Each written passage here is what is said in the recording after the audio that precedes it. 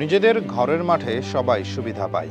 এদিকে Real Madrid সুবিধা খুঁজতে গিয়ে যখন প্রতিপক্ষের জন্য মরণ ফাঁদ পাততে যায় নিজেদের মাঠে, ঠিক তখনই যেন উদুম কেলানি খাওয়া লাগে তাদের।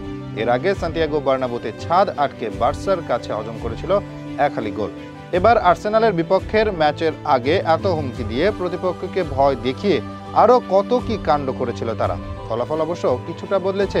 ছাদ বন্ধ করে বার্সার কাছে একালি গোল হজম করলেও আর্সেনাল দিতে পেরেছে মাত্র 2 গোল। চ্যাম্পিয়ন্স লিগের প্রথম লেগে আর্সেনালের এমিরেটস স্টেডিয়ামে 3-0 গোলে হেরে এসেছিল রিয়াল মাদ্রিদ। সেমিতে যেতে হলে পরের লেগে অন্তত 4টি গোল করতে হতো তাদের।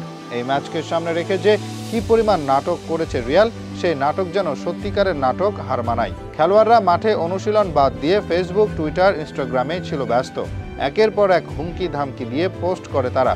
এর মাঝে রিয়াল মাদ্রিদের অফিসিয়াল ফেসবুক পেজে পোস্ট করা হয়, সান্তিয়াগো বার্নাব্যুতে 90 মিনিট অনেক লম্বা সময়। আর্সেনালকে ভয় দেখানোর জন্য এখানেই থেমেছিল না তারা। গুঞ্জন ছিল মাঠে 18 বছরের কম বয়সী ও 40-এর বেশি বয়সী কাউকে ঢুকতে দেওয়া হবে না। এমনকি ছাদ আটকানোর ব্যাপার তো ছিলই। যদিও ম্যাচের মাত্র 3 মিনিটে গোলের দেখা পায় রিয়াল মাদ্রিদ, তবে এমবাপ্পে ছিলেন অফসাইডে। ম্যাচের 8 মিনিটের সময় গোলের দেখা পেতে পারত আর্সেনাল, যদিও বুকাও সাকার শট আটকে দেন থিবো কর্তোয়া। ম্যাচের 13 মিনিটের সময় পেনাল্টি পায় আর্সেনাল, তবে এবার সাকার পানেনকা শট রুখে দেন থিবো। রিয়াল মাদ্রিদ যেন সত্যি এদিন জাদুকরি কিছু করার অপেক্ষায় ছিল।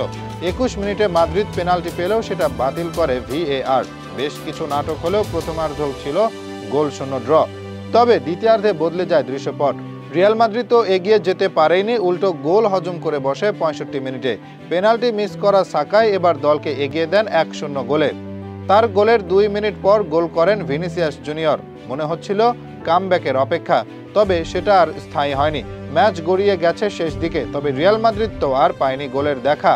সময় যখন বিদায় নেওয়া, ঠিক তখন তাদের বিদায় আরও বিষাদের করে তোলে আর্সেনাল।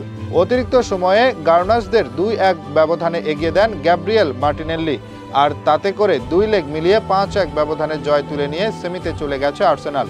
ছাদ বন্ধ করা, মাঠের সবাইকে না ঢোকার অনুমতি দেওয়া সহ আরও যত কাণ্ড করেছে, এসব শুধু নাটক ছাড়া আর কিছুই ছিল না তাদের জন্য।